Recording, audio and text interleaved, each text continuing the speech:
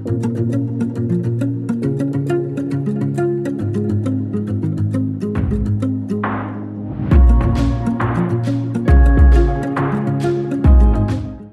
à tous et bienvenue dans ce nouvel épisode d'Instant Simple, une parenthèse d'évasion. Aujourd'hui, je suis avec Thibaut et son chat numéro bis dans son van. Je vous en dis pas plus et je vous laisse avec la suite de ce podcast.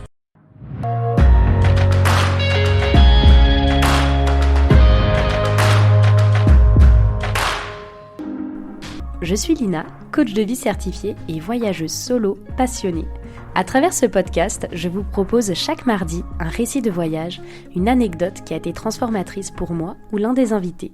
Le but, c'est d'aller explorer ensemble les leçons de vie qu'on a pu tirer de ces expériences, parfois un peu folles quand même.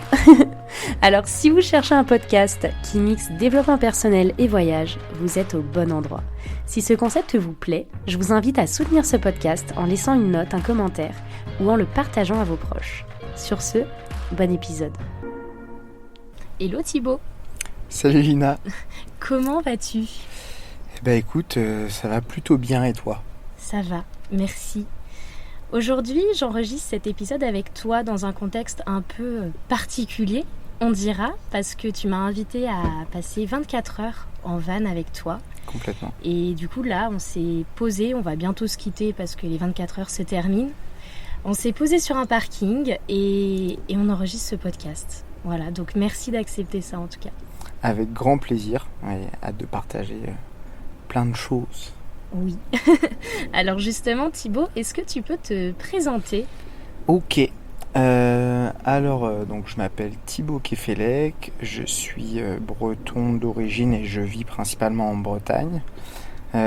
Aujourd'hui je vis à temps plein dans mon van, pas très grand, 3 mètres carrés, et ouais. Ça me suffit. Avec ton chat. Avec mon chat, numéro bis, qui est là et qui rentre dans ta voiture toutes les 2 secondes. Oui, voilà. Je vais le récupérer, je crois. Et sinon, qu'est-ce que je fais dans la vie ? Je fais ce qui me fait kiffer. Okay. C'est-à-dire que, bien sûr que je travaille aussi, mais je fais ma conception du travail, c'est de faire d'abord des choses qui me font vibrer. Mmh. Donc, j'ai une marque de vêtements éco-responsable et solidaire qui s'appelle Unifate. Je fais des conférences aussi, dont une en particulier qui s'appelle d'étudiants à entrepreneurs la dépression de renaissance. Ok. Je fais aussi un peu de modèle photo, je suis pas mal présent sur les réseaux, notamment Instagram, où j'essaye d'apporter un questionnement aux gens, ou en tout cas de les aiguiller pour qu'ils puissent se poser des questions. D'accord. Donc, voilà. C'est ça que j'ai bien aimé sur ton compte, en tout cas parce que je t'ai découvert sur ton compte Instagram. Et c'est vrai que c'est l'authenticité que tu dégages qui m'a tout de suite attirée sur ton compte en fait. Et c'est pour ça aussi que je me suis abonnée. Parce que tu renvoies en tout cas vraiment l'image on va dire, d'un homme qui a un travail au service de sa vie et pas l'inverse. Oui, complètement. En fait, j'ai compris que tout ce que je vais dire de toute façon durant le podcast, c'est selon moi. Mais j'ai compris que ce qui était important pour moi, c'était de vivre l'instant présent parce que c'est la seule chose qui véritablement existe. Et donc de faire les choses comme je le ressentais et comme j'avais envie de les vivre. Donc je fonctionne beaucoup comme ça, en fonction de mes émotions, de mes ressentis, de mes sentiments. Et je pense que c'est important. C'est pas facile à faire. Il faut avoir beaucoup de connaissances sur soi, prendre beaucoup de temps avec soi pour apprendre à se connaître. Mais plus le temps passe et plus je crois que je me connais plutôt bien, même si j'évolue tout le temps.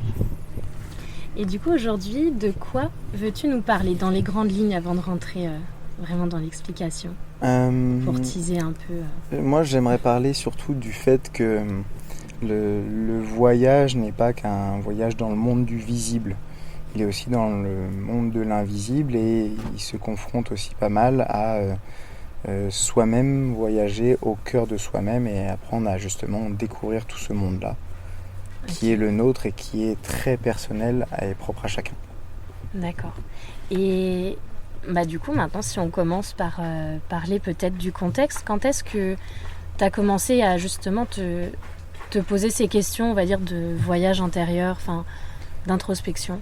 Alors, à savoir, juste pour replacer un peu le décor, c'est que moi, j'ai toujours été un élève à l'école qui avait des facilités, qui se posait pas trop de questions, justement, sur la suite, l'avenir, etc., qui se disait, je ferai ça parce que voilà, c'est ça qui m'intéresse plus ou moins. Et j'ai beaucoup travaillé, on va dire, sur ma personne dans le monde du visible, c'est-à-dire plutôt sur mon enveloppe, on va dire, sur ce que je pouvais refléter, dégager, etc. Et en fait, il s'avère que, arrivé à la fac, à la fin de ma licence, il y a vraiment eu un moment où j'ai été confronté au fait que j'étais peut-être pas au bon endroit, au bon moment, ou en tout cas selon ce que moi j'estimais être le bon endroit et le bon moment. Ouais. Et donc je me suis dit, mais en fait, qu'est-ce que je vais faire de ma vie? En fait, je me suis retrouvé notamment à la fin de ma licence en STAPS, donc dans le secteur du sport plutôt, à ne pas pouvoir rentrer en master et passer le concours de prof de PS, ce qui a entraîné au final un retour chez papa et maman, un retour presque en arrière dans le temps. Ouais, t'as eu ce ressenti justement de faire un rétro-pédalage. Ouais, c'est ça, et de retourner vraiment dans ma pampa en plein centre-Bretagne et de ne plus savoir du tout quelles allaient être les perspectives d'avenir. Et surtout, une grande question, c'est qu'est-ce que je vais faire de ma vie, quoi. Et en fait, au-delà de qu'est-ce que je vais faire de ma vie, quel type de travail je vais chercher, c'est quel sens je souhaite lui donner. Et donc, petit à petit, je construis notamment 3 questions qui sont importantes pour moi, à savoir quelle valeur je veux transmettre, quelle histoire je veux raconter et par quel biais matériel ou immatériel. En parallèle, je commence à trouver des ébauches de réponses, machin, mais je suis quand même toujours chez mes parents, donc je commence à faire des petits tafs à droite à gauche qui sont pas toujours très simples, dans le sens où j'ai pas un sou en poche, donc il faut que j'aille bosser, et je vais bosser notamment par exemple dans un abattoir, où là c'est la première fois aussi que je rencontre un choc, on va dire, dans mon monde de bisounours, puisque je rentre dans un milieu où il peut très bien y avoir un papa de 40 ans qui ne sait ni lire ni écrire, alors qu'il a vécu tout le temps en France, toute sa famille est française 100% entre guillemets, et il aurait dû suivre une scolarité entre guillemets normale. Et non, il sait ni lire ni écrire, donc il n'est pas capable de signer ses chèques.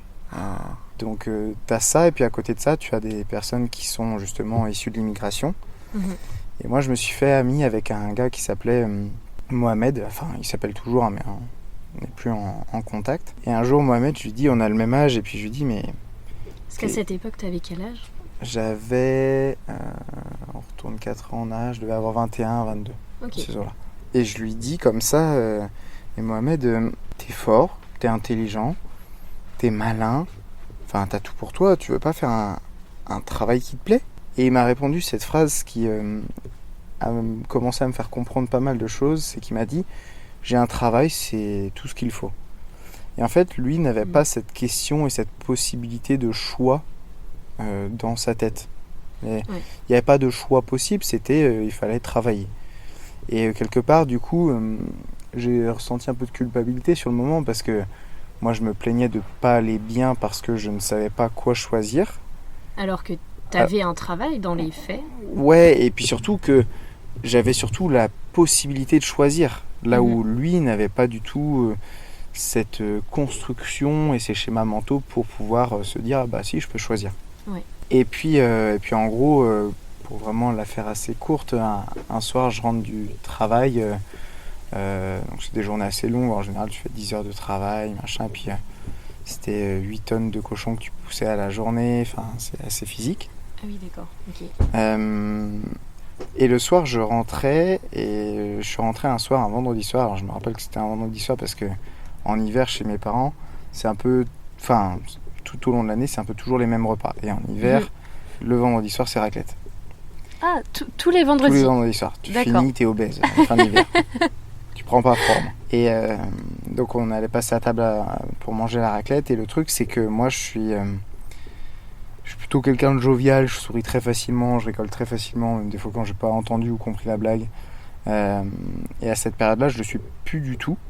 Et justement, mon père, sur le repas, avait sûrement au préalable passé une journée un peu compliquée, machin, et il me dit, bon bah, si c'est pour faire la gueule tout le repas, t'es pas obligé de manger avec nous.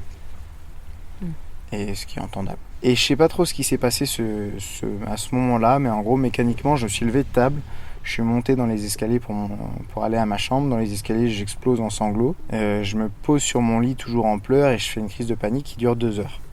Oui. À savoir que 2 heures, une crise de panique, c'est long. J'arrive pas du tout à me calmer. Je finis seulement de me calmer vraiment par épuisement, quoi. Je m'endors d'un coup.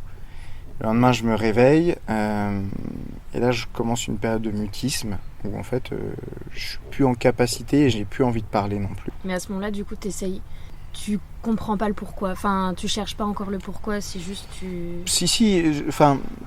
je sais que j'estime avoir essayé de faire comprendre le fait que ça n'allait pas. Ouais. Et qu'on ne m'ait pas entendu.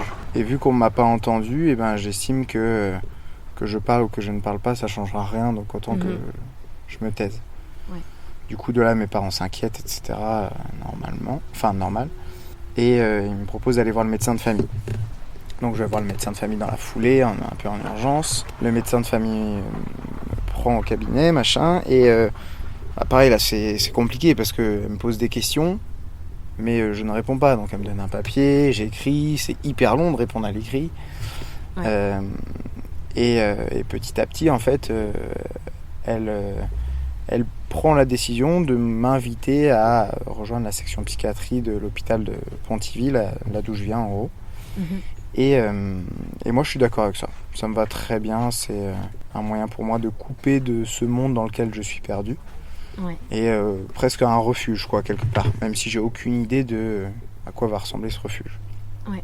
La seule chose que je demande, c'est d'aller voir au préalable, avant de partir à l'hôpital, d'aller voir ma psychologue que j'avais commencé à voir depuis 1 mois à peu près. Ok. Sans trop savoir pourquoi j'allais la voir au début. J'ai vraiment été parce que je cherchais à régler un problème que je ne comprenais pas. Donc tu étais déjà dans cette démarche ? Ouais, mais c'était vraiment de l'ordre de l'inconscient. C'est-à-dire que je faisais des choses sans savoir pourquoi et comment, mais en me disant peut-être qu'en essayant, je vais peut-être trouver une solution. Et donc de là, je passe la voir, je commence à redire quelques mots, à partager en tout cas plus de choses, même par écrit avec elle. Et après, il faut me conduire à l'hôpital et je demande que ça ne soit pas mes parents qui me conduisent, mais que ça soit mon meilleur pote. Parce que j'estime que c'est pas forcément agréable pour eux de voir tout ça, etc. Et donc, je les mets un peu de côté là-dessus et je demande à ce que ce soit mon meilleur pote qui m'envoie, à savoir que mon meilleur pote n'a pas le permis. Donc c'est lui et sa mère qui débarquent et qui m'emmènent à l'hôpital. Après ça, je passe 1 semaine sur place, donc j'épargne vraiment les détails dans le sens où c'est un monde à part entière. J'étais notamment dans une toute petite section, donc il y avait vraiment des cas très particuliers et j'ai très rapidement compris que j'étais pas à ma place là, dans le sens où je n'allais pas bien, mais je n'étais pas malade, foncièrement parlant. Même si on peut considérer que la dépression est une maladie, mais je veux dire, c'était pas... Une maladie mentale, enfin... Ouais, voilà. Il n'y avait pas vraiment un point de non-retour qui était franchi. Ouais. Du coup, j'y reste 1 semaine. Alors, pour décrire vraiment succinctement un peu le milieu dans lequel c'est, tu rentres, il y a des barreaux un peu partout. Tu n'as pas accès à ton sac tout de suite parce qu'il faut qu'il le fouille, qu'il le vérifie, etc. Qu'il n'y ait pas d'objet dangereux pour toi et pour les autres.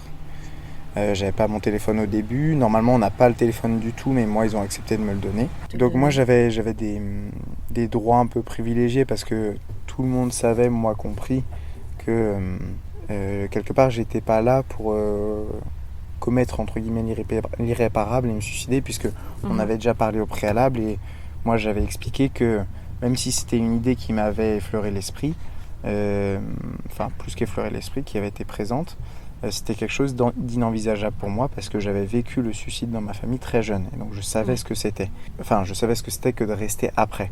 Et ça, je pouvais pas me permettre de le faire. Donc en fait, j'étais plutôt bloqué entre 2 extrêmes qui me disaient ce serait bien de partir et en même temps, partir, c'est horrible de laisser ça aux autres, quoi. Donc moi, j'ai pris la décision de me dire ok, Il n'y a pas que deux solutions à un problème.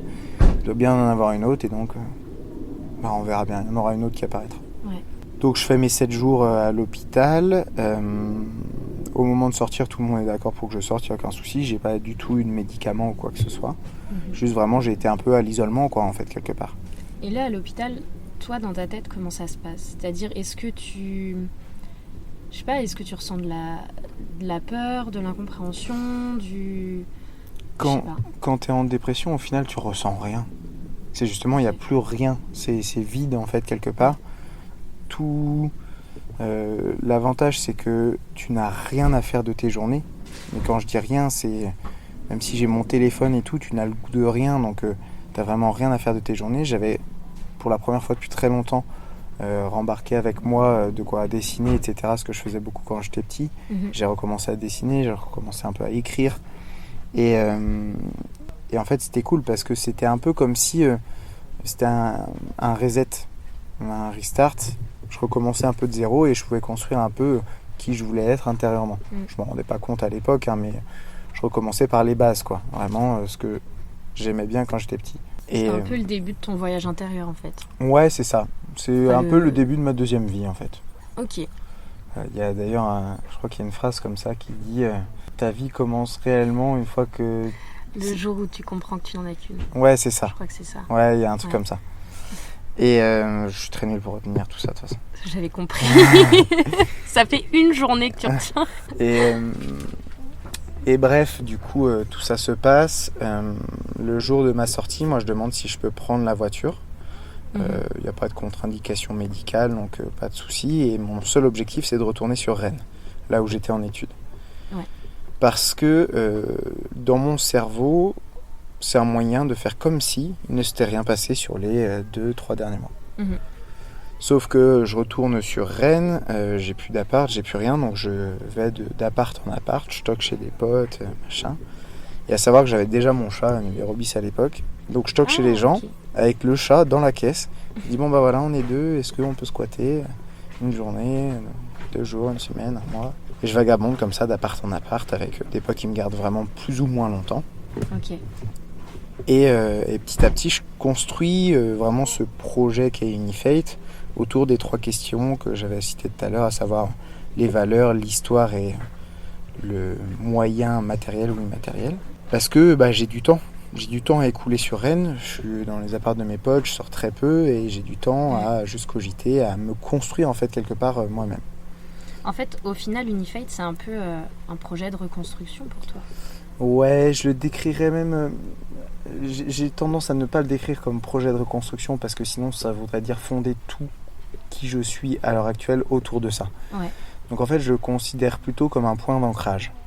C'est-à-dire que c'est un point solide sur lequel je peux m'appuyer, mais qui ne fait pas de moi un alpiniste qui va tomber si jamais il se décroche. Donc c'est important pour moi vraiment de montrer que c'est un point solide, mais que demain, si pour X ou Y raison ça s'arrête, eh ben ça ne me définit pas, c'est bien à part entière. Ouais. Et quand même, à côté de ça, il faut quand même que je commence à trouver un moyen de gagner ma croûte pour pouvoir me nourrir, pour pouvoir avoir un appartement, etc. Et je me dis que le juste milieu parfait, c'est de travailler en tant que surveillant dans un lycée. Ça me permet de garder un lien avec mon ancienne vie, l'idée de devenir prof de PS, et un lien avec ma nouvelle vie, être au contact des jeunes, avoir du temps pour pouvoir avancer sur mon projet. Ouais. À savoir qu'à l'époque, je me disais pas que j'allais créer une entreprise. Loin de là, c'était un projet. Je sais pas où est-ce que ça allait mener, mais je faisais un truc qui me faisait plaisir, qui me faisait kiffer. Petit à petit, je trouve un nouvel emploi. Je suis pris même en CDI en tant que surveillant, à savoir que tu peux être pris en CDI en tant que surveillant quand tu travailles dans le privé. C'est comme un emploi classique. Ok. Et de là, je commence avec un contrat de 27 heures, donc j'ai encore du temps pour moi pour avancer sur Unifate. Et petit à petit, je me dis, ok, mais c'est bien beau, mais là, Unifate, j'ai sauté cette étape-là aussi, mais j'y connaissais rien. Donc pour y connaître quelque chose, j'ai fait ce que je savais faire, c'est-à-dire monter un dossier et présenter un exposé en gros. Et l'avantage que j'avais, c'était que mes parents n'étaient pas du tout pour, dans le sens où on dit, Thibaut, t'as jamais bossé à l'école là, depuis la 4e, tu vas pas nous dire que tu vas créer une entreprise. Parce que eux se rendaient compte que c'était vers ça que je m'orientais. Et l'avantage, c'était que eux n'y croyant pas, il fallait que je leur prouve quelque part que, bah si. Donc j'ai constitué un dossier que j'ai présenté à mon père. La victoire pour moi, ça a été le fait qu'il n'ait rien eu à redire de ce dossier-là. Il n'y a pas de question. Bah non, parce qu'il maîtrisait tout aussi bien que moi, c'est-à-dire pas du tout. Et donc à partir de ça, je me dis, ok, c'est bien beau, mais financièrement, j'ai quand même pas un rond en poche, quoi. Vraiment, c'est la survie. C'est déjà difficile de payer mon appart, etc. À l'époque, j'ai retrouvé un appart grâce à un de mes grands-pères qui m'a prêté de l'argent pour que je puisse avoir un nouvel appart, que j'ai remboursé par la suite. Et du coup, je me dis, ok, mais comment est-ce que je peux faire pour financer Unifate ? Donc là, je me dis, ok, il y a un truc qui s'appelle les campagnes de financement participative. C'est le meilleur moyen, parce qu'en gros, c'est les gens qui participent s'ils croient en ton projet. Ok, c'est du style GoFundMe ou... Ouais, moi j'étais sur Ulule à l'époque. Ulule, ok. Je me dis, ok, alors pour te dire à quel point j'avais aucune notion, je me dis, en gros, ok, pour construire une marque, il me faut 2500 €, ce qui veut dire que c'est rien, c'est vraiment rien du tout. Et c'est tellement énorme dans ma tête que je me dis, ok, si je rajoute 250 € à cette somme, donc 2750 € et que c'est atteint, c'est que vraiment, ça va prendre. Vraiment, j'étais dans un monde ultra parallèle. Ouais. Oui, parce que là-dedans, tu comptes l'achat des matières premières. Ouais, c'est ça, la création de stock, la création de sites, le dépôt des marques, enfin, il y a tellement de choses. Mais comme quoi, en fait, on peut tout faire avec rien et on peut aussi rien faire avec tout. Je lance cette campagne de financement participatif, j'ai aucune notion de comment on fait de la communication, etc. Donc je fais un truc qui est plus basique qu'Humeur. Et à l'époque, tu étais déjà sur les réseaux comme aujourd'hui ? Non, du tout. Non. Non, vraiment, c'était mes réseaux comme n'importe qui, quoi. C'était mon petit Facebook, mon petit Instagram, et puis basta, quoi. Ouais. Le truc, c'est que du coup, je me dis, ok, bah, ce qu'il faut que je fasse là, c'est que je crée un message type, et je le copie-colle à chaque personne que j'ai en contact, en le personnalisant avec le nom, le prénom, machin. Et j'envoie ça. Pendant un mois, je fais que ça. Donc, je peux te dire, j'en ai envoyé des messages. Mais ça a marché en fait, et on a atteint la somme des 2750 € en un mois du coup, qui était l'objectif fixé. Il y a eu 88 participations, des gens qui ont acheté des t-shirts qui n'étaient pas produits, du coup qui allaient être produits pour dans 5 mois plus tard, et des gens qui ont juste donné de l'argent pour participer à ce projet-là.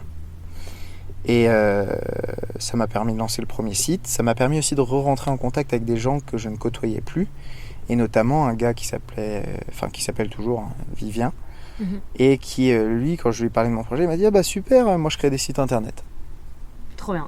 Je lui ai dit « Bah, tu tombes bien sur mon chemin, là je vais en avoir besoin, j'ai aucune connaissance, et toi t'as l'air plutôt calé du coup. » Et donc il m'a aidé à créer le premier site, il m'a aidé à créer une deuxième version, on a beaucoup travaillé ensemble à l'époque. Aujourd'hui, on communique beaucoup moins, chacun a ses projets, etc., mais... C'est une personne que je remercie énormément pour ce qu'elle a pu faire. Et donc en septembre 2019, je lance le site internet unifate.fr. Et petit à petit, le site prend un peu. Et ce qui est marrant, c'est que le site prend un peu, mais c'est ce que je t'expliquais tout à l'heure. J'ai pas du tout de stock d'avance. Donc quand il y a une commande qui tombe sur le site internet, j'appelle mon imprimeur. Je dis ok, imprime-moi ça. Je prends mon vélo, l'après-midi je récupère le colis, je l'emballe et je l'expédie. Du coup, je vendais même à perte, ce qui était illégal. Faire ça pour chaque t-shirt, ça fait... Ouais, tu payes très cher pour ce que c'est. Sachant que sur chaque t-shirt, il y a 10% qui est reversé à une asso. Et ça, en fait, sur le début, c'était moi qui le reversais aux assos. Mais petit à petit, il y a de plus en plus de commandes. Alors, on a une petite échelle, je veux dire, on passe de 2 commandes sur le mois à peut-être 10. Mais du coup, ça fait 10 t-shirts que je peux commander. Et donc, je peux essayer de négocier un petit prix pour pouvoir avoir une quantité, un prix plus abordable pour moi et donc ne pas donner de ma poche. Ouais. Et ça, petit à petit, ça continue de grandir jusque le Covid qui arrive début 2020. Où là, tous les gens sont chez eux. Moi, je me retrouve à retourner chez moi. Enfin, en tout cas, chez mes parents à l'époque. Ok. Et les gens n'ont rien à faire, donc ils ont du temps à passer sur les réseaux, moi aussi. Je suis payé en plus par mon établissement scolaire dans lequel je travaille alors que je travaille pas. Donc c'est royal, et je travaille énormément pour Unifate, et ça commence à avoir un peu de gueule, tu vois. Un chiffre d'affaires, je sais plus, qui est autour de 400-500 € par mois, donc ce qui est encore très faible, Mais quand tu pars de zéro et que Quand ton tu pars t-shirt de zéro, il vaut c'est- 25 euros, ça commence à être pas mal. C'est clair. Donc c'est cool, etc. Le confinement se finit, j'ai un peu moins de temps. En plus, on me propose un temps plein en CDI du coup dans le lycée dans lequel je travaille. Donc là, c'est plus 27 heures, mais 40 heures de travail semaine. Ah oui, donc là, c'est pas pareil. Et donc là, c'est pas pareil. L'été arrive en plus, je veux profiter, donc je décroche un peu. Et à la rentrée de septembre, je me dis, ça serait quand même bien de se donner vraiment à fond, quoi. Et ce truc-là, ça serait bien quand même de se donner à fond à chaque rentrée. Je vais l'avoir à chaque fois. Ouais. Et du coup, je vais toujours me donner un peu plus. Bah, c'est ce que tu m'as dit là. Oui. Tu as dit à partir de septembre, là vraiment je me mets à fond. Je dis, mais tu l'es pas déjà. Ouais, mais là, je sais que ça sera vraiment un autre niveau. Dans le sens où je me le disais et je le faisais, mais qu'en partie. Là, je sais que je me le dis et je vais le faire parce que je sais vraiment où est-ce que je veux aller. Et du coup, juste une question. Donc là, dans tout le parcours que tu dis, donc le lancement d'Unifate, le fait que ça prend de plus en plus, etc. La dépression, elle en est où là-dedans ? Comment tu avances en corrélant les deux ? Ou est-ce que... En fait, dans ma tête, je pense qu'elle s'est finie le jour où j'ai quitté l'hôpital. Ok. Ce qui n'est pas vrai dans le sens où une dépression, c'est ce que je te disais tout à l'heure, tu sais pas trop quand ça commence et surtout, je suis pas sûr que ça se finisse un jour. J'en avais reparlé par la suite aussi avec ma psychologue. Elle m'avait dit que justement, ce qui la rassurait, c'était que j'étais capable de détecter les moments où justement ça n'allait pas, ça chutait et que j'étais capable de prendre du recul par rapport à ça. Parce que en général, on dit que si tu as vécu une dépression, tu es plus sujet à en revivre une que quelqu'un qui n'en a jamais vécu. Donc en fait, je pense qu'elle est toujours un peu présente, avec des pics et forts et moins forts. Mais c'est surtout que toute la création d'Unifate m'a permis de m'occuper l'esprit complètement. Je pense toujours à plein de choses, j'ai vraiment une pensée dite en arborescence, même si j'aime pas tous ces termes-là parce que ils sont abusés dans tous les sens aujourd'hui. Mais j'ai une pensée qui divague tout le temps et qui va à 2000 à l'heure. Et là, au moins, elle divague dans un objectif précis. Donc, en fait, j'ai pas d'autre chose à penser. Et du coup, Unifate a été un peu une sorte de médicament quelque part là-dessus. Ça a été vraiment ce qui a occupé mon esprit. Donc voilà. Et puis, l'été passe, je travaille un peu moins. Je me dis, je vais me donner vraiment à fond. Pendant cet été-là, ma voiture rend l'âme en partant en vacances. Ok. Et à l'époque, je travaillais sur moi pour intérieurement apprendre à voir les choses sous le bon angle selon moi. Et donc les 2 premières heures, j'étais là, ma vie c'est de la merde. Je viens de partir en vacances, j'ai pas une thune ou j'ai très peu de thunes pour partir en vacances et ma voiture elle est morte. Donc j'ai déjà plus de thunes. Je partais avec 2 de mes meilleurs potes en fait, au bout de quelques heures, je me dis, en fait, c'est pas trop mal, on est quand même en vacances, on est là pour kiffer, on a trouvé une solution pour continuer d'aller là où on devait aller. Après, je me dis, en fait, c'était peut-être que j'ai plus besoin d'une voiture. Après, je me dis, mais c'est peut-être que c'est l'occasion d'acheter un van. Parce que c'était déjà une idée que tu avais avant ou... C'était une idée qui m'avait effleuré l'esprit, mais qui n'avait jamais été concrète, quoi. C'était vraiment plus de l'ordre du rêve que de l'objectif.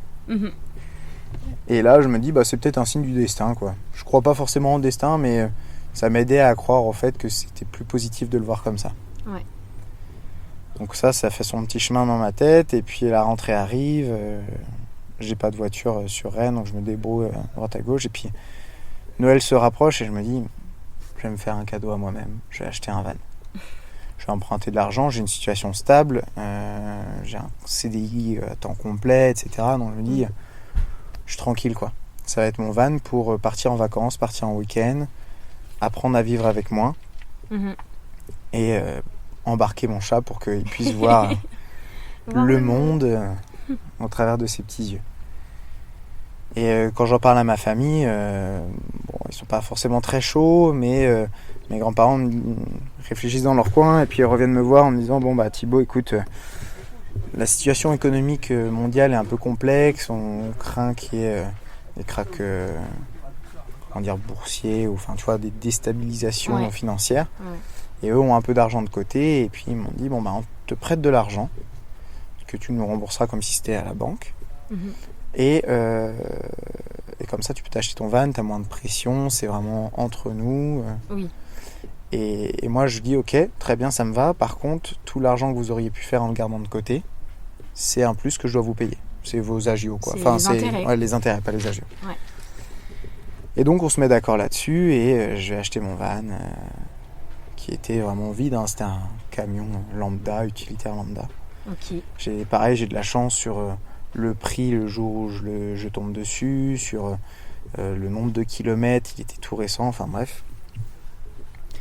Et en fait, de là, je me dis, en plus, je vais pouvoir lier ça à un projet encore plus beau. C'est que mes grands-parents qui m'ont prêté de l'argent, mon grand-père a construit quelques maisons de ses mains tout seul, plus tôt dans sa vie. Et il m'avait toujours dit, quand j'étais petit, qu'il m'aiderait à construire ma maison plus tard. Et je me dis, papy, là, maintenant, tu vas m'aider à construire ma maison. Sauf que ma maison, c'est 3 mètres carrés. Alors, à l'époque, je savais pas que ça allait devenir ma maison permanente, mais... Et donc, il m'aide à construire ça. Alors, je fais des plans, etc. Tout est clair. Lui a ses idées en tête, mais il est très têtu. Je crois que on est tous un peu comme ça chez nous. Et je lui dis, non, on fera comme ça. Donc, il n'a pas le choix. Là où il démord pas, c'est qu'il adore tout faire. Donc, vu que moi, j'ai aucune connaissance, je le laisse un peu plus faire. J'essaie d'apprendre du mieux que je peux. Et puis petit à petit on monte le van comme ça. Ça nous a pris une dizaine de journées, mais espacées du coup entre les week-ends où je rentrais sur Pontivy alors que j'étais à Rennes. Ah ouais, c'est tout, parce que pourtant il est quand même ouais, mais on était grand, deux. Aménagé. On était deux. Beaucoup des meubles qui sont dedans, c'était des meubles qui existaient déjà, donc c'est des kits à monter. Ouais. En fait, il y a pas grand-chose. Et puis il n'est pas non plus ultra fonctionnel. Il y a plein de choses qu'il faudrait changer en soi à l'heure actuelle. Et moi je l'aime bien comme ça. Il est à l'image de mon histoire. Et donc là je monte le van et je me dis ok, bah trop cool. C'est peut-être l'occasion aussi de passer un été à bouger en van. Et je me dis, je vends sur internet Unifate. Pourquoi j'irais pas voir les gens et j'irais pas vendre du Unifate? Donc je me dis ok, comme ça je vais voir leur réaction en direct, je vais aller vendre sur les marchés. Ça ferait genre une boutique itinérante, quoi. C'est ça, et surtout ça me permettrait de me confronter aux gens, à leur ressenti, leur réaction, parce que quand on m'envoie un message pour me dire bah j'aime pas le produit pour ci, ça, ok, mais quand tu as les personnes en face, tu as ton interprétation aussi de leur visage, de leur façon de s'exprimer, de se présenter, etc. Et donc je prends mon van et j'ai des copains qui travaillaient en saison à Belle-Île-en-Mer, une petite île de Bretagne. Et je me dis trop cool, je vais aller vivre la vie en van là-bas. Je traverse avec mon camion et je commence à faire des marchés. Et là c'est royal. Vraiment je pense que c'est la période de ma vie la plus simple au monde, dans le sens où je fais quelques marchés, alors j'en fais pas beaucoup, je dois en faire 3 la semaine grand max. Non quand même. Ouais. C'est un bon rythme. Mais... Sauf que quand tu sais que tu pouvais en faire 9 à la semaine sur l'île, ça fait qu'un tiers, tu vois. Ouais, bon. Les collègues du marché, ils faisaient les 9 quasiment. Mais je vais là-bas, je fais les marchés, les t-shirts plaisent, le concept cartonne, tous mes produits quasiment s'écoulent de la collection de cet été-là. Et du coup, tu te trimbales dans ton van avec tous tes produits. Devant, j'ai 6-7 caisses que je passe de devant à derrière. Machin. J'ai un parasol qui traverse tout le van derrière, qui me permet de... Enfin non, la première année, j'ai pas de parasol. C'est tellement bancal que j'ai juste une table. Donc dès qu'il pleut, je peux pas exposer. J'ai un portant qui n'a qu'un pied, que c'est un pote de Belle-Île qui me le prête, mais il n'y a qu'un pied, donc je suis obligé de scotcher l'autre pied à la table pour que ça tienne debout.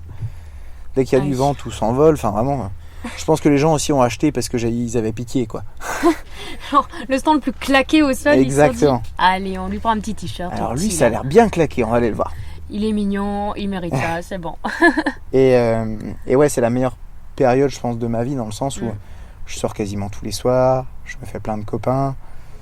Je vis dans un van, c'est l'été, il fait beau, je vais à la plage, le matin je travaille un peu de temps en temps.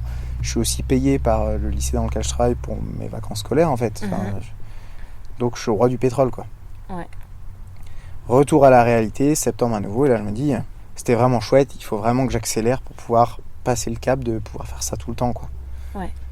Donc là, je m'y mets vraiment beaucoup plus sérieusement, au point de me lever à 4h le matin, de travailler de 5h à 7h30 sur Unifate, d'aller travailler après au lycée, de rentrer, d'aller à l'entraînement, parce que je m'entraînais beaucoup, un peu moins en ce moment, d'aller à l'entraînement, de rentrer, de manger, de me coucher. Vraiment plus de vie sociale ni rien. Je suis en colocation à l'époque et c'est ça qui maintient une vie sociale dans le sens où Théodore, mon coloc de l'époque, on se lance des défis tout le temps. On se lance des défis, 1 mois de douche à exclusivement l'eau froide, sauf une douche d'eau chaude par semaine. Oh là là, mais pourquoi pas ? Après, pourquoi pas ? En fait, tout le monde parlait des bienfaits, de ce que ça avait, etc. Et moi, j'avais quand même une petite idée en tête, c'était que dans le van, j'ai pas d'eau chaude. Donc il faudra bien que je m'y habitue un jour ou l'autre. Donc autant que je m'y habitue quand j'ai tout le confort, plutôt que quand je serai déjà dans le mal, parce qu'il y aura plein de confort qui me manquera. Bon, c'est quand même toujours le truc que je déteste le plus, les douches froides. Mais ça donc viendra on fait peut-être ça. avec le temps, on sait pas. Je crois pas. En plus, je me formate pour, puisque je continue de dire que je le déteste. Oui, c'est comme moi et la cuisine, quoi. Exactement. C'est la même chose. Ok. Et donc, je travaille beaucoup cette année-là, je me lance beaucoup de défis, etc. Et à la fin de cette première année de colocation ensemble, je repars l'été à Belle-Île-en-Mer. Et là, cette fois-ci, j'y repars en me disant, ok, je vais faire le plus de marchés possible. C'est-à-dire que là, j'en fais au minimum 5 par semaine. J'avais dit 9, c'était 6, c'est 9 qu'on peut en faire. J'en fais au minimum 5 par semaine. Quand je fais des bonnes semaines, j'en fais 7, ça me laisse 2 jours de repos, parce qu'il y a des marchés où tu peux faire 2 marchés en une journée.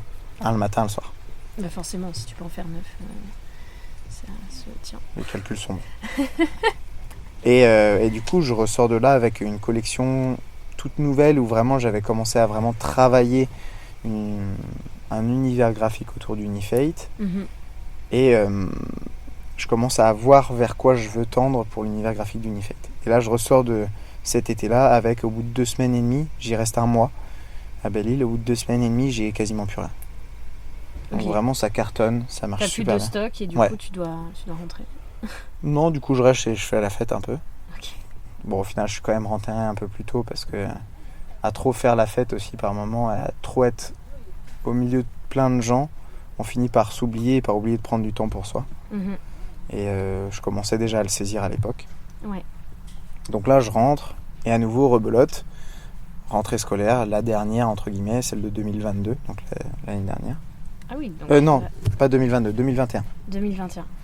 Mais la dernière pour mon coloc à l'époque, qui lui était de Dijon et du coup, il avait un stage à partir de février où il partait à La Réunion en stage. Okay. Et après, il revenait pas, il rentrait à Dijon, quoi. Et en fait, quand il m'a dit je pars en stage à La Réunion, je lui ai dit ok, est-ce que tu veux bien pousser 1 ou 2 mois pour que de location dans l'appart, pour que moi je puisse avoir le temps de me caler, de partir de mon travail et de vivre en van à partir de la période estivale, quoi. Ok, donc là tu décides à ce moment-là en fait de sauter en parachute. Ouais, de sauter en parachute sans parachute. De dire allez, on met numéro bis dans le van et on y va. On y va. Et puis on verra bien la chute. Ça, il y a cette phrase qui dit ce qui est important, c'est pas la chute, c'est l'atterrissage. Je pense que c'est la chute qui est importante dans la vie, parce que c'est justement le chemin qui est important et non pas le résultat. Parce qu'à attendre toujours quelque chose du résultat, on est déçu trop souvent et on en oublie qu'on a vécu plein de choses en amont. Et au final, ça résume un peu tout ce que tu dis depuis tout à l'heure. Ouais. Parce que j'ai l'impression que, en tout cas dans ton aventure Unifate, tout ce que tu as fait, tu l'as fait sans intérêt derrière. Tu vois, sans savoir où j'allais. Ouais, sans savoir où t'allais, puis sans rien attendre en retour. Ouais. Juste, t'as fait les choses et tu t'es pas dit vas-y, je vais exploser direct. Genre, au début, t'as laissé le temps, quoi. Il y a un monsieur que j'avais rencontré dans le lycée dans lequel je travaillais, qui lui tenait une grosse association nationale.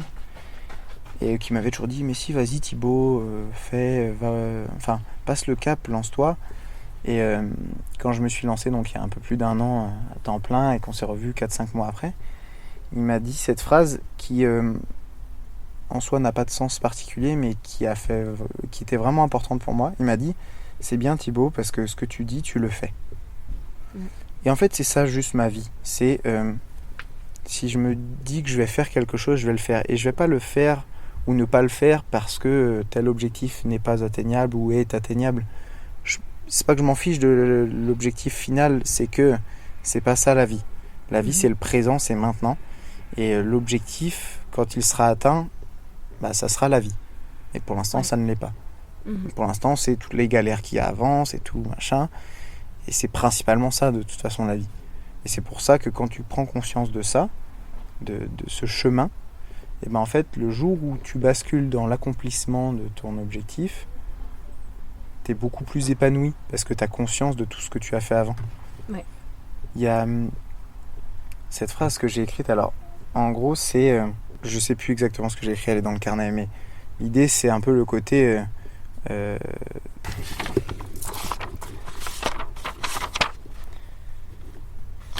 il y en a deux même. Voilà. La phrase que j'ai écrite, c'est « Créer un projet, le développer, ce n'est pas le faire pour vivre, c'est vivre pour le faire ». Et il y en a une deuxième qui dit « Je n'ai pas réussi, je n'ai pas échoué, je suis parti apprendre avec ce que l'on appelle la vie ». Je trouve que ça résume bien mon histoire. Dans le sens où l'apprentissage, alors là on est sur de l'entrepreneuriat, mais c'est un voyage, l'entrepreneuriat. Ouais, mais je veux mettre un warning aussi là-dessus, en profiter d'avoir des gens qui vont l'écouter. L'entrepreneuriat, c'est pas bien ou mal. C'est pas le truc qu'il faut faire parce que c'est à la mode maintenant. Il faut d'abord se poser la question de qu'est-ce qui est bon pour soi. J'ai eu une stagiaire il y a peu qui est arrivée en me disant « Moi aussi, je veux créer mon entreprise, je veux voyager à travers le monde, machin. » Et on fait beaucoup d'introspection. Enfin, je passe plus de temps à faire de l'introspection avec mes stagiaires qu'à les former sur vraiment des compétences clés par rapport à leur travail. Mais au final, ce qui en est ressorti, c'est qu'elle s'est rendue compte qu'elle voulait voyager pour partir et pour fuir quelque chose ici. Ouais. Donc en fait, que le problème n'était pas vraiment le fait de bouger et de partir loin. C'était qu'il y avait quelque chose en elle qu'elle voulait fuir. Mais elle ne se rendait pas compte qu'en partant, elle ne le fuirait pas, elle l'embarquerait avec elle. Et du coup, ça a tout déconstruit son idée de l'entrepreneuriat, c'est de travailler pour soi. En fait, tout est travailler pour soi. Je vois par exemple mon père, il est journaliste, il travaille pour quelqu'un, mais il travaille pour soi avant tout, puisqu'il travaille pour son propre bien-être, dans un épanouissement personnel, dans une tâche qu'il affectionne particulièrement. Donc c'est ça pour moi... Il faut prendre conscience que l'herbe n'est pas plus verte ailleurs. Il faut d'abord savoir quel type d'herbe on veut et comment on veut faire pousser notre jardin. Exactement.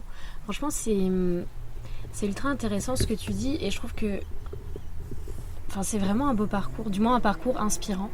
Parce que quand on voit d'où t'es parti et où t'en es maintenant, tu vois, tout à l'heure dans le van, tu m'as dit que tu m'as demandé ce que c'était mon rêve.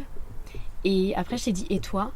Et direct, tu m'as dit « mon rêve, c'est ce que je vis, en fait. » Et j'ai trouvé ça tellement beau, parce que je me suis dit, c'est beau de rêver déjà ce qu'on vit. Enfin, je sais pas si tu... De vivre ce qu'on rêve, tu veux dire ? Non. Que tu vis tes rêves. Ouais. Ouais, c'est dans ce sens-là.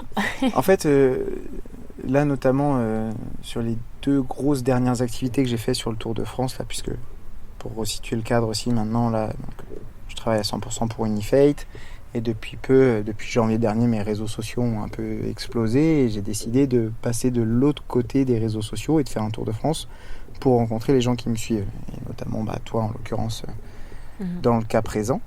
Tout à l'heure, on a fait du parapente, il y a 2 jours, j'ai fait du bateau et à chaque fois, je me suis retrouvé face à tout ça en me disant c'est quand même fou, ce petit gars de la campagne, là, du fin fond de la Bretagne, qui n'allait très peu voir la mer, qui bougeait très peu, j'étais un gros geek, qui est passé par la dépression, qui était en hôpital psy. Et là, en fait, il est en train de faire le tour de France pour rencontrer des gens qu'il ne connaît absolument pas, partager des expériences de vie, des moments de vie. Je trouvais ça tellement beau, en fait, de me dire que ça y est, je vis. D'ailleurs, d'où le nom de mon futur livre. Oui. Doucement je meurs, en attendant je vis. Donc c'est ça qui est important, je pense, de comprendre, c'est que la seule chose qui existe réellement, c'est l'instant présent.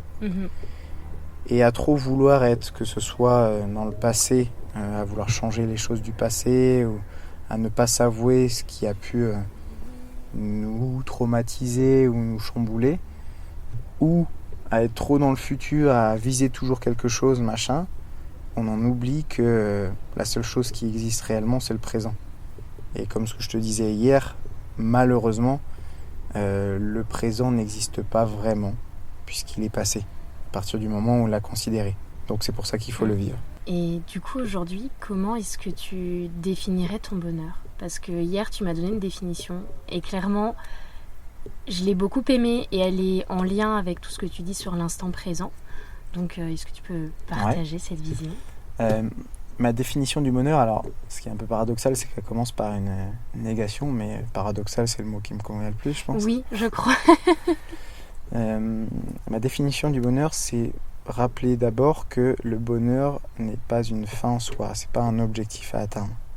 Pour moi, le bonheur, c'est un état d'être. Je décide d'être heureux. Tous les matins, je décide d'être heureux. Et attention, ça ne veut pas dire que je ne suis pas triste, que je n'ai pas peur, que je ne suis pas angoissé ou en colère. Ça veut dire que tout ça contribue à mon bonheur et à mon épanouissement personnel.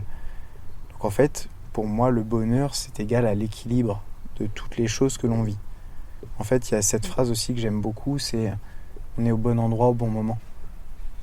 Il n'y a pas de mauvais. Il y a juste qu'une façon de voir les choses. Ou en tout cas, il y a une façon de voir les choses au travers de soi, mais il y en a plein de possibles. Ouais, exactement. Et la vie, c'est simple. La vie, c'est simple, complètement. La vie, c'est juste comprendre que là, en fait, tu peux être heureux là, maintenant.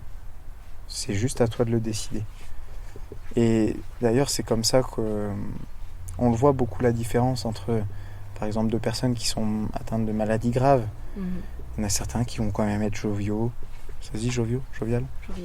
Ouais. Oui, je crois que c'est mieux. Qui vont être, en tout cas, qui vont être heureux, pleins de vie, etc. Et d'autres qui vont plonger, sombrer. Et pour autant, ils peuvent vivre la même maladie dans le même contexte. C'est juste qu'ils ne l'abordent pas de la même manière. C'est une façon de penser. C'est vrai que on n'est pas nos pensées. Et ça, je l'ai expliqué dans un autre podcast, mais je te rejoins tout à fait sur tout ce que tu dis. Et en tout cas, je tenais vraiment à te remercier pour les 24 heures qu'on a passées ensemble. Avec grand plaisir. Et pour ce podcast qui clôture, on va dire, ces 24 heures. Parler avec toi est enrichissant. Vraiment, parce que je considère que tu es vraiment une belle personne qui mérite d'être connue. Alors attention, quand je dis connue, c'est pas qui mérite d'être une star ou quoi, mais que ça fait du bien de te parler et chaque personne devrait te parler à un moment donné. Tu vois, mérite d'être connue dans ce sens-là. De toute façon, c'est l'un de mes objectifs concrets aujourd'hui. Je veux être célèbre. Et je veux pas être célèbre pour la fame ou quoi que ce soit. Je veux être célèbre ou en tout cas, je veux être connu pour le fait de pouvoir toucher un maximum de personnes. C'est pour ça ton livre au final ? Non, mon livre au final, à savoir quand même que tout ce que je fais, je le fais d'abord pour moi. Et mon livre, même si c'est un objectif pour moi, donc ça serait pour moi indirectement, le livre, je le fais d'abord pour communiquer avec mes parents. C'est un autre moyen de communiquer que j'aborde, parce que le travail de toute ma vie, ça va être de travailler ma communication pour me faire entendre et comprendre de n'importe qui. Et le plus dur, on en a parlé ensemble, pour se faire comprendre, c'est pas de quelqu'un que l'on n'a jamais côtoyé. Au contraire, c'est beaucoup plus facile de parler avec quelqu'un qu'on n'a jamais côtoyé, puisqu'il n'a pas d'image de nous au préalable. Le plus dur, c'est de parler avec des gens, notamment où il y a des relations fortes, des émotions fortes, des sentiments forts, qui peuvent, j'allais dire obscurcir, mais je ne veux pas aller dans le négatif, qui peuvent brumer tout ça et donc faire oublier que l'objectif n'est pas celui que l'on pense avoir. Là, il faudra me suivre. Ça se dit. Je suis sûre qu'on t'a suivi. En tout cas, je t'ai suivi. Eh bien, écoute, qu'est-ce qu'on peut te souhaiter pour la suite, pour clôturer ? J'allais dire rien, j'ai tout. Que ça continue. Ouais, ça continuera, puisque je le décide. Ok. Ça ne veut pas dire que ça continuera comme ça, mais ça continuera comme je décide de vivre. Merci beaucoup, en tout cas. Merci à toi. Ça m'a fait plaisir et j'espère que ce podcast vous aura plu, vous qui nous écoutez. C'était une belle parenthèse douceur. Enfin, ça m'a fait du bien là d'être assise sur cette petite marche de ton camion, même si ça fait un peu mal aux fesses, mais ça m'a fait du bien d'être assise et juste d'être posée, de parler, parce que au final, des fois, on n'a pas besoin de faire 36 activités pour combler le temps. Des fois, le temps, il n'a juste pas besoin d'être comblé, en fait. C'est tout. Et des fois, même le silence est mieux que de la parole.